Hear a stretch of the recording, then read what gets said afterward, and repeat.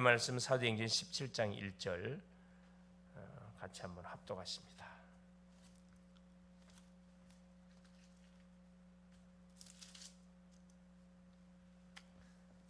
그들이 암비볼리와 아볼로니아로 다녀가 데살로니가에 이르니 거기 유대인의 회당이 있는지라. 아멘. 8월 15일 목요일 렘넌트의 학업의 시작입니다. 모든 성도의 업의 시작이죠. 업의 시작. 오늘은 사실은 1945년 8월 15일 우리나라가 일제의 치하에서 해방을 받는 그런 광복절입니다. 이 압제를 당하는 가운데 해방받는다는 것은 압제를 당했다는 것은 힘이 없다는 말이었고 그만큼 정보가 늦었다는 말이죠. 지금도 마찬가지. 지금 시대도 이 정보화 시대이기 때문에 누가 가장 먼저는 그 인간이 누군지, 인간의 근본 문제가 뭔지를 바로 알고 해답이 뭔지를 바로 아는 것이 우리 인생 문제를 정리하는 일에 가장 시급한 일이고, 세상적으로도 그렇죠. 정보를 미리미리 알고 미래의 재앙을 대비하는 것이 굉장히 지혜로운 그런 인생들이고 그런 민족이 되겠습니다. 그래서 다시는 이런 굴욕적인 그런 일을 당해서는 안 되겠다. 무엇보다도 우리가 영적인 존재의 사단에게 종로로 타는 인생의 삶을 우리가 계속 살아서는 안 되겠다. 이런 부분들을 8.15 광복절을 통해서 우리가 한번 점검해 볼 필요가 있다 생각이 듭니다.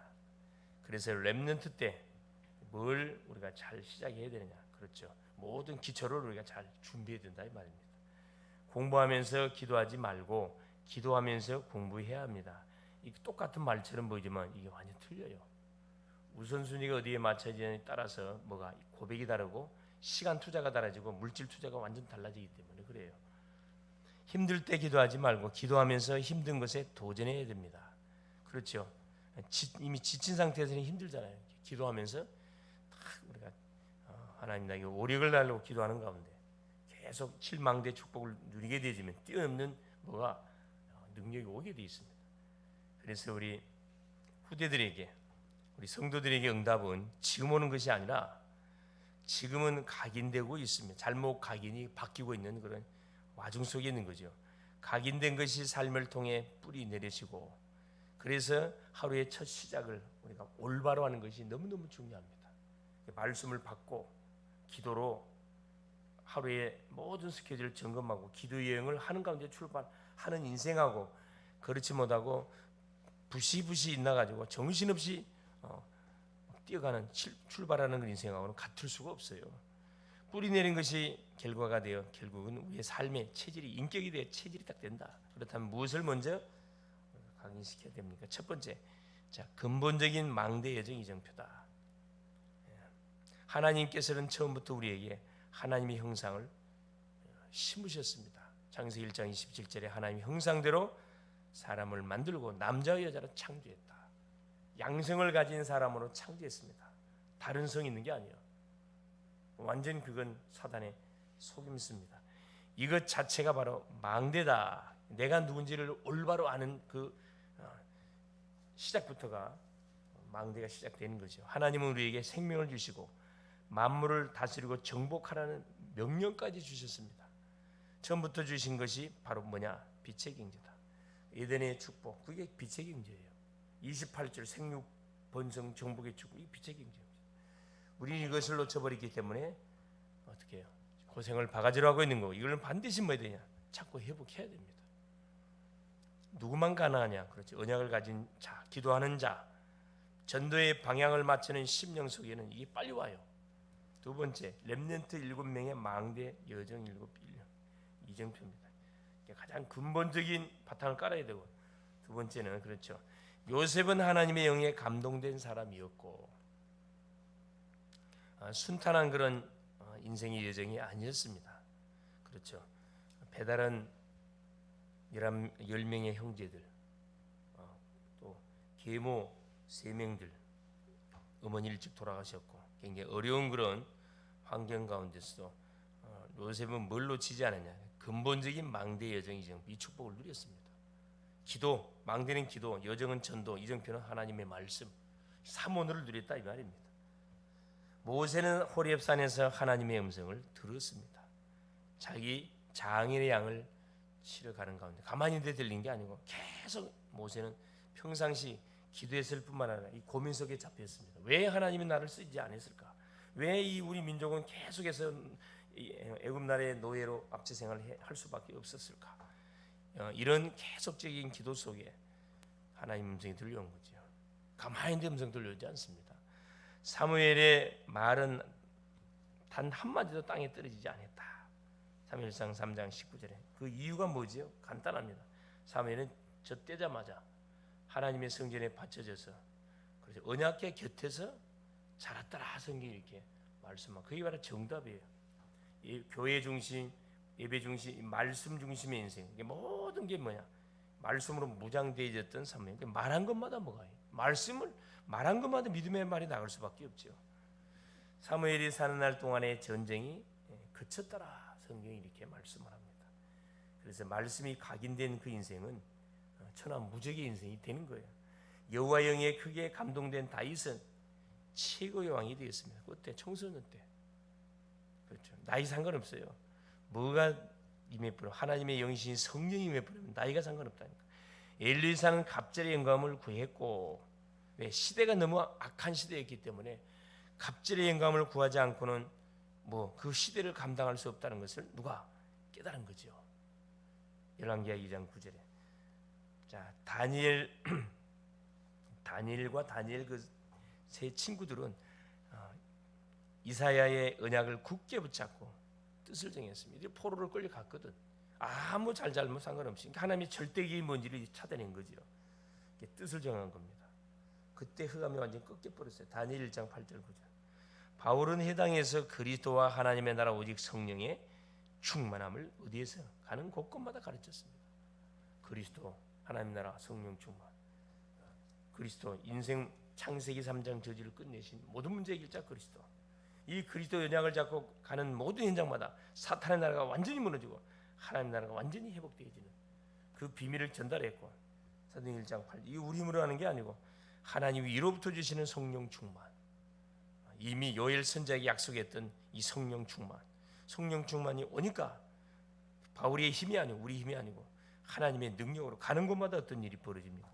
흑암이 꺾이고 만남의 축복이 일어나고 중요한 제자들이 여서여서에 탁 세워지고 망대가 구축됐다니까. 완전히 시대의 흐름을 주도해 갈 수밖에 없었다 이 말씀입니다. 그러니까 세 번째 보세요. 가는 곳마다 절대 망대가 다 구축되어지는 시스템이 다 구축되어지는 재창조 역사가 일어났다 이 말입니다. 렘넌트는 공부하는 동안에 절대 망대를 세워야 됩니다. 그렇죠. 절대 망대의 기준은 오직을 발견하고 유일성이 되도록 기도하는 겁니다. 내가 누군지를 바로 알고 하나님이 나에게 주신 달란트가 뭔지를 찾는데 그 달란트를 찾는 방법이 뭐다? 학생은 학업에 내가 하고 있는 일에 말씀을 받고 기도하면서 올인하면 그것이 반드시 작품으로 세계복음화는 지역 민족 세계를 살리는 분명한 작품으로 연결된다 이 말입니다. 이게 오직이에요. 유일성이 되도록 기도하는 것이다. 경쟁자가 없을 만큼. 그래서 재창조가 되게 하는 것이다. 망대가 세워지게 하는 것이다 이 말씀입니다. 그래서 결론적으로 렘넌트는 틀림없이 응답이 올 거기 때문에 언약의 백성들은 응답이 올 거기 때문에 반드시 그 서밋의 그릇을 준비해야 된다. 서밋 그릇 클수록 좋겠지요. 다윗처럼 1,000망대와 3가지 뜰이 있는 성전 건축을 위해서 계속 일생을 다윗은 뭐 사무엘 선지자로부터 말씀을 받고 나서 여호와의 기름 부음을 받고 나서부터 이게 기도 제목으로 딱 잡힌 거지요. 우리가 지금 성전 건축을 놓고 계속 기도하잖아요. 이것을 제일 잘한 사람이 바로 다윗이었다. 어릴 때 언약 잡은 그날부터 기도를 우리가 해야 된다. 그래서 예배가 중요하고 말씀이 중요합니다. 그러면 영적 서밋이 먼저 되어진다. 7망대와 7여정, 7이정표를 기도로 계속 쌓으면 정확한 하나님의 시간표에 하나님께서 성취해 가실 것이다. 계속 기도, 전도, 말씀. 그러니 렘넌트들은 지금부터 뭘 시작하면 되느냐? 그렇죠. 늦었다고 생각할 때 성도들도 마찬가지고 지금부터 기도를 시작하면 됩니다.